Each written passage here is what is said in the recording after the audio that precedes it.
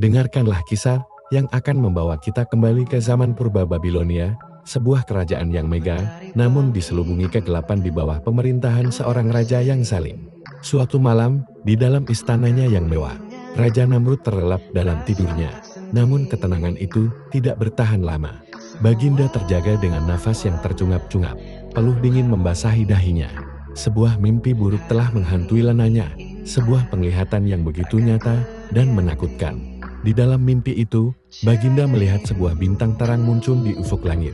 Cahayanya yang gemilang semakin membesar sehingga menelan dan memadamkan cahaya matahari yang menjadi lambang kekuasaannya. Ketakutan menguasai hatinya tanpa berlengah. Semua ahli nujum dan peramal di raja dikumpulkan. Dengan wajah yang pucat, mereka menyampaikan tafsiran yang mendegarkan istana. Mimpi itu adalah petanda, sebuah alamat akan kelahiran seorang anak lelaki yang ditakdirkan untuk menghancurkan tahta dan kepercayaan yang selama ini diagungkan oleh Namrud. Rasa takut yang mencengkam telah bertukar menjadi kemurkaan yang membutakan. Dikuasai oleh paranoia dan keinginan untuk mempertahankan kuasanya walau dengan apa cara sekalipun, Raja Namrud mengeluarkan perintah yang paling kejam dalam sejarah pemerintahannya. Setiap bayi lelaki yang lahir di seluruh negeri Babilonia harus dibunuh tanpa belas kasihan. Titah itu tersebar seperti api yang marak, membawa gelombang ketakutan yang luar biasa ke setiap pelosok negeri.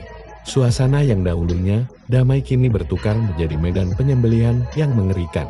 Para prajurit dengan pedang terhunus menyisir dari rumah ke rumah, dari kampung ke kampung, merampas setiap bayi lelaki dari dakapan ibu mereka. Tangisan dan ratapan memenuhi udara. Namun hati Namrud telah menjadi sekeras batu, tidak terkesan dengan penderitaan rakyatnya sendiri. Harapan seakan-akan telah mati, digantikan oleh awan gelap kesaliman yang menyelubungi seluruh Babilonia. Di tengah-tengah suasana yang penuh ketakutan dan kematian ini, seorang wanita muda yang soleha bernama Nona sedang syarat mengandung. Dialah bakal ibu kepada anak yang ditakdirkan itu, Ibrahim. Setiap hari, hatinya berdebar-debar memikirkan nasib anak yang dikandungnya. Apabila saat melahirkan semakin hampir, dengan iman yang teguh kepada Allah SWT, dia membuat keputusan yang amat berat. Dengan berbekalkan keberanian, dia melarikan diri, meninggalkan keselesaan rumahnya, meredah kegelapan malam menuju ke sebuah kawasan pergunungan yang terpencil. Di sanalah, di dalam sebuah gua yang sunyi dan tersembunyi, dia melahirkan seorang bayi lelaki yang sihat dan bercahaya wajahnya. Namun, kegembiraan itu bercampur dengan kesedihan yang tidak terhingga.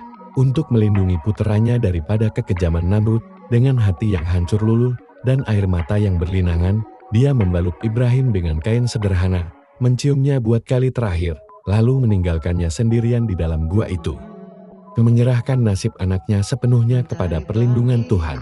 Namun, di dalam kegelapan gua yang sunyi itu, keajaiban pun berlaku, membuktikan bahwa tiada kuasa yang dapat menandingi kekuasaan Allah SWT.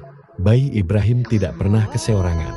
Dengan izin Allah, mukjizat berlaku di hadapan matanya yang masih kecil. Apabila dia merasa lapar, jari-jari mungilnya mula mengeluarkan aliran susu yang lazat.